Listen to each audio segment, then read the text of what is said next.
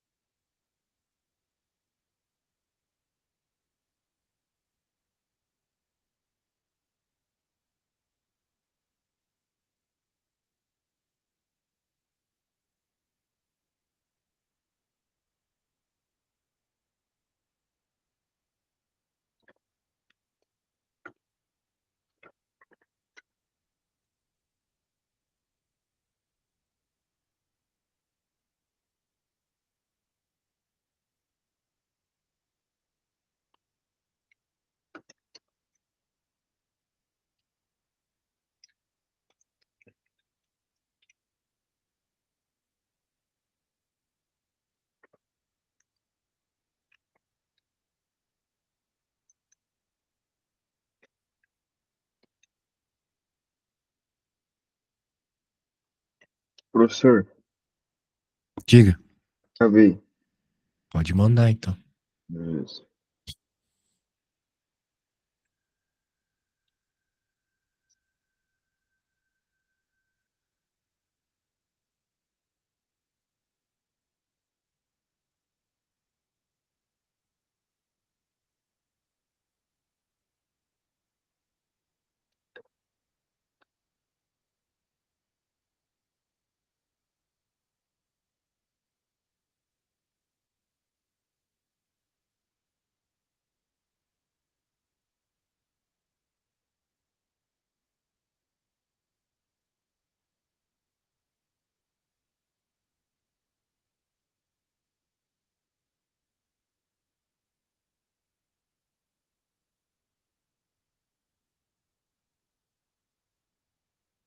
Mandei. Chegou aqui. Trabalho realizado pela força F.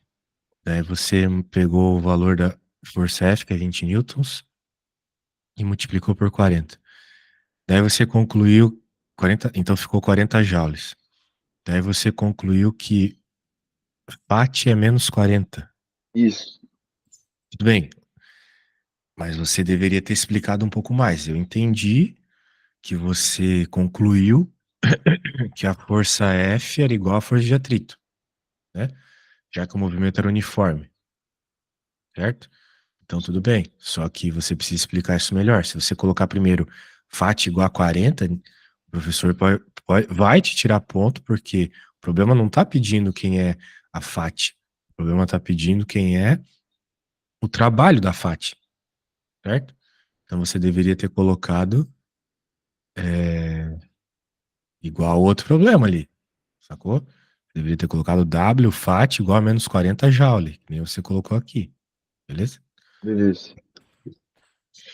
E aqui é a mesma coisa, né? Resultante zero, mas você tem que deixar mais claro que você está procurando não a força resultante, mas o trabalho resultante, que é o que o problema está pedindo, ok? Se eu Então, se você colocar tivesse feito W força resultante, o trabalho da força resultante, é isso que o problema quer. Se você tivesse feito todas as outras questões, como você fez a primeira ali do trabalho da F, você teria tirado 10 aí no exercício. Mas não foi o que você fez, né? hum, Ah, mas tudo bem, começamos bem. Agora, esse outro problema aqui é bem parecido. Eu acho que agora tu consegue resolver rapidinho, para que a gente possa ver os problemas de gráfico, tá bom? beleza.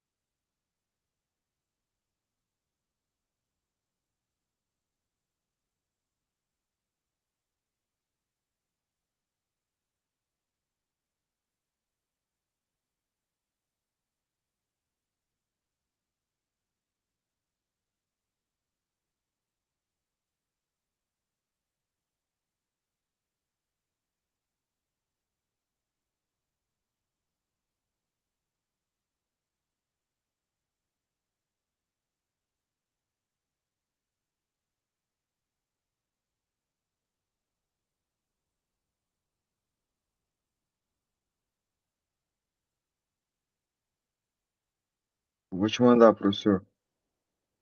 Já? Coisa boa, manda aí.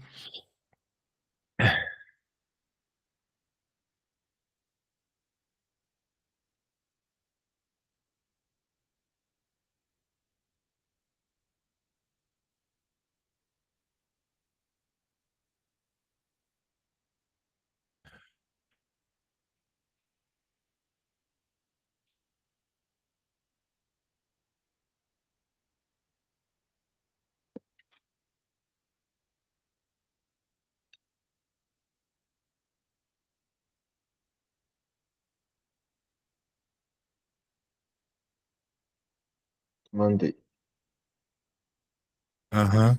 Vamos ver aqui. Ah, deixa eu abrir esse negócio. Esse 0,50 seria o ângulo seria o cosseno do ângulo, certo? Certo. Belezas, belezas. É isso aí, pegou a ideia, cara. Muito bem. Ah, o negócio é o seguinte.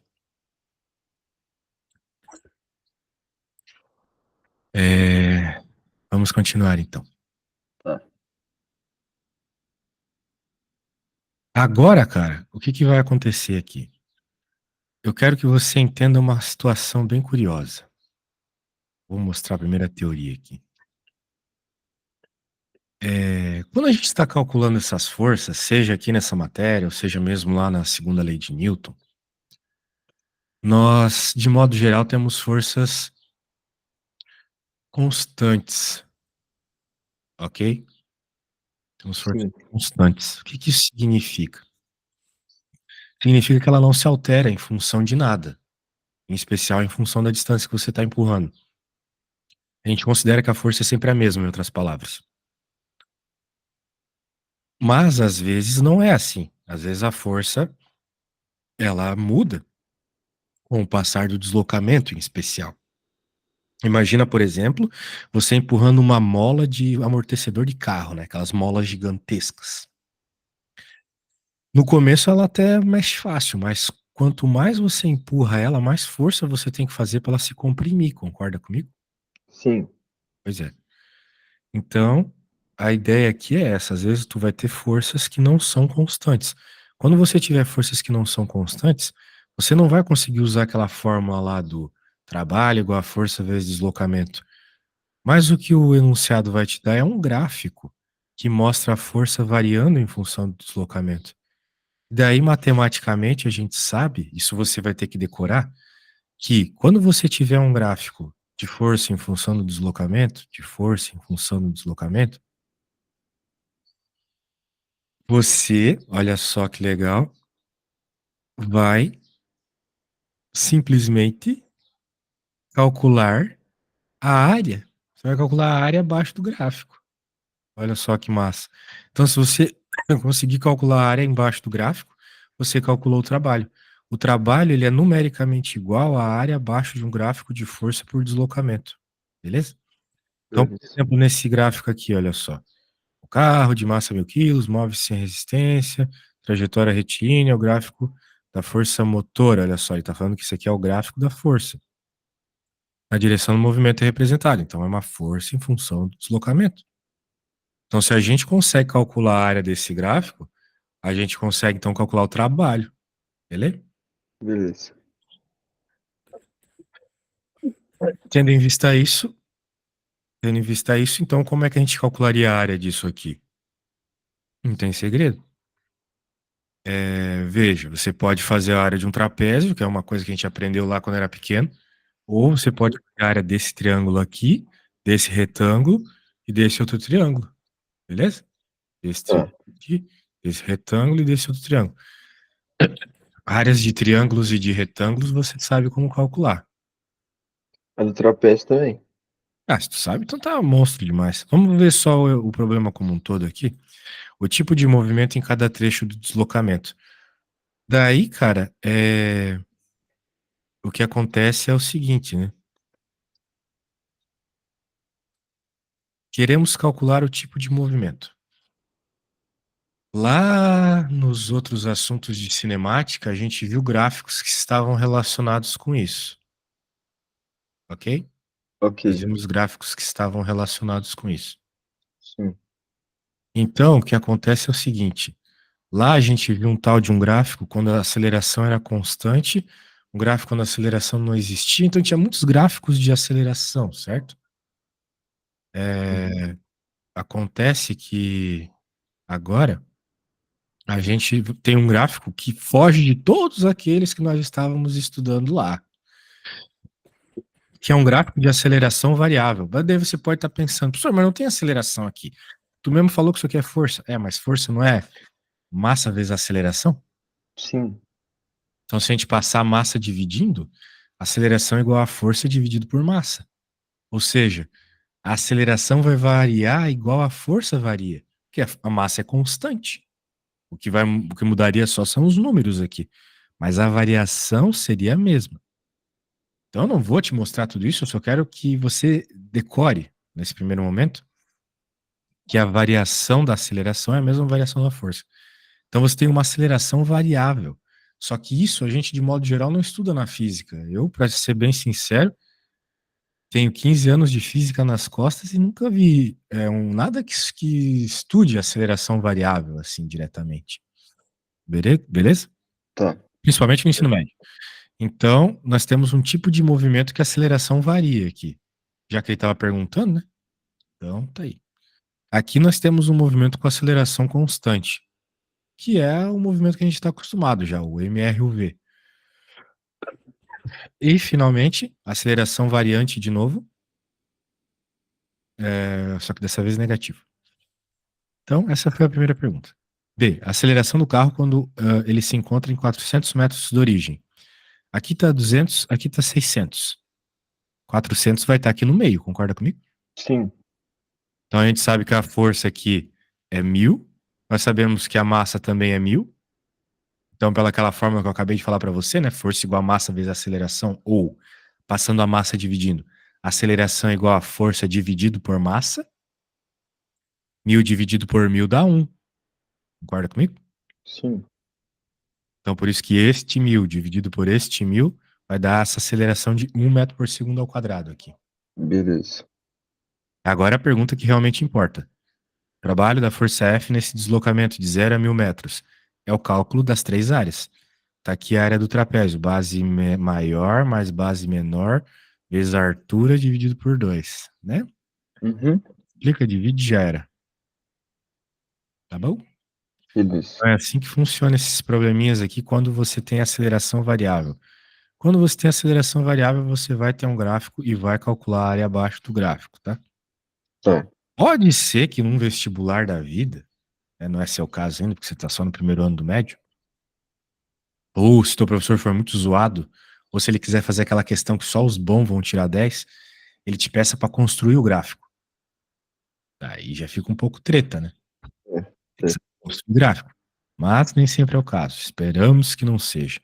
Então, beleza, eu mandei para ti no Zap, agora eu quero que você resolva esse probleminha aqui, tá bom? Beleza. Resolva o que você quiser primeiro. Eu vou no banheiro e já volto. Tá.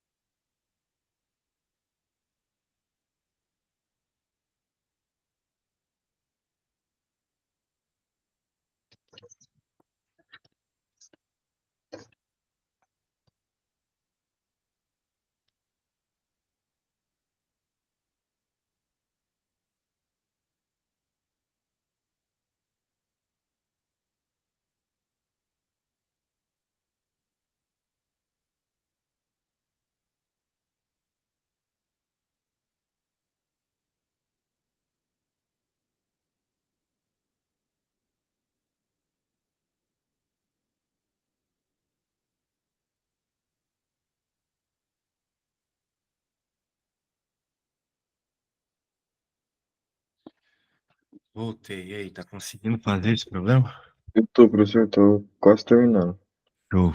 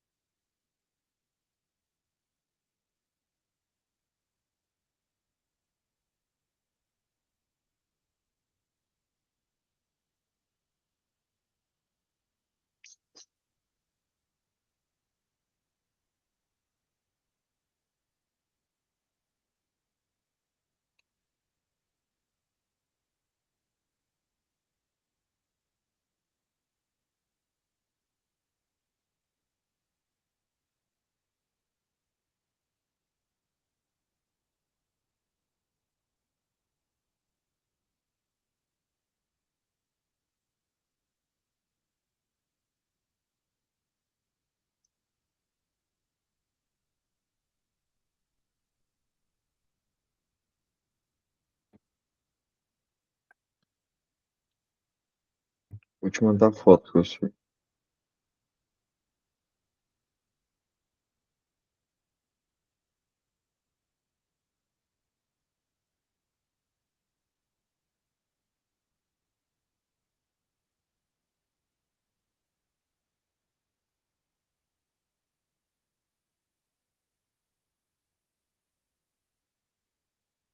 Te mandei. Vamos ver. Você calculou. Ah, não, eu mandei só a B, peraí. A B parece boa. Você calculou a área dos dois triângulos, apesar de que você perdeu tempo, né? Porque tem um triângulo, tem dois triângulos, ok? Você pode quebrar em dois, mas era mais fácil fazer um triângulo só, né? É, Pegar um triângulo só. Então a base seria 3 vezes a altura, que é 4. 3 vezes 4, 12, dividido por 2. Era para dar 6 a resposta. A resposta deu 8. Sei ué. o que você fez aí. Ah, tá. Seu erro tá aqui, né? Seu erro foi bem feio, pra falar a verdade. Ó, vamos lá. Você quebrou em dois triângulos, certo? O Sim. primeiro triângulo tá certo, 2.